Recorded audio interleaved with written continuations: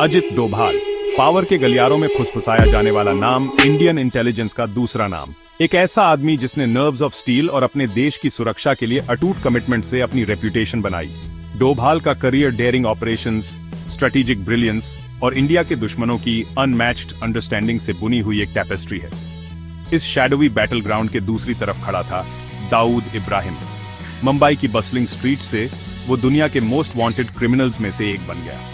इब्राहिम की D company, एक फैली हुई क्रिमिनल एंटरप्राइज, ने इंडिया के अंडरवर्ल्ड पर अपनी पकड़ मजबूत कर ली। इसकी टेंड्रिल्स स्मगलिंग, एक्सटॉर्शन और टेररिज्म तक पहुंच गई। इन दोनों फिगर्स के पाथ्स, एक प्रोटेक्टर दूसरा डिस्ट्रॉयर, का टकराना तय था। इनकी स्टोरी एक high stakes game of cat and mouse है, जो एक नेशन को सेफगार्ड करने के लिए शैडोज में लड़ी जाने वाली अनसीन बैटल्स का प्रमाण है। 1980s ने दाऊद इब्राहिम के रेन की शुरुआत को मार्क किया। उसका क्रिमिनल एम्पायर वायलेंस और करप्शन से फ्यूल्ड होकर तेजी से एक्सपैंड हुआ। डोभाल, जो उस समय इंडियन इंटेलिजेंस कम्युनिटी में एक राइजिंग स्टार थे, ने इब्राहिम और उसके नेटवर्क से बढ़ते थ्रेट को पहचाना। दाऊद इब्राहिम, एक ऐसा नाम जो कई लोगों की रूह कंपा देता है, ने मुंबई के नोटोरियस अंडरवर्ल्ड में अपनी जर्नी शुरू की। उसकी अर्ली एक्टिविटीज में पेटी क्राइम्स शामिल थे, लेकिन उसकी आंखों में एम्बिशन की चिंगारी जलती थी। उसे पावर, वेल्थ और उनके साथ आने वाले फियर की लालसा थी। इब्राहिम की रूथलेसनेस उसकी ट्रेडमार्क बन गई। वो मुंबई के अंडरवर्ल्ड में तेजी से रैंक्स में ऊपर उठा, राइवल्स को एलिमिनेट किया और अपनी पावर को कंसोलिडेट किया। उसका गैंग, डी कंपनी, टेरर का दूसरा नाम बन गया। स्मगलिंग रूट्स से लेकर बॉलीवुड तक सब कुछ कंट्रोल करता था। 1993 के मुंबई बॉम्बिंग्स एक टर्निंग पॉइंट थे। इब्राहिम और उसके एसोसिएट्स द्वारा ऑर्केस्ट्रेटेड ये अटैक्स इंडिया में शॉक वेव्स भेज दिए। वायलेंस का शीर स्केल और जान माल का इमेंस लॉस ने देश की कॉन्शियंस को हिला दिया। इंटेलिजेंस रिपोर्ट्स ने बॉम्बिंग्स में इब्राहिम के इन्वॉल्वमेंट की तरफ इशारा किया। जो आदमी कभी शैडोज में ऑपरेट करता था, उसने एक लाइन क्रॉस कर दी थी।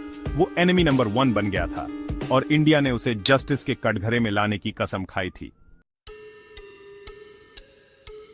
1993 के बॉम्बिंग्स एक टर्निंग पॉइंट साबित हुए, जिसके लिए अटैक की ऑडेसिटी से मैच करती रिस्पॉन्स की डिमांड थी।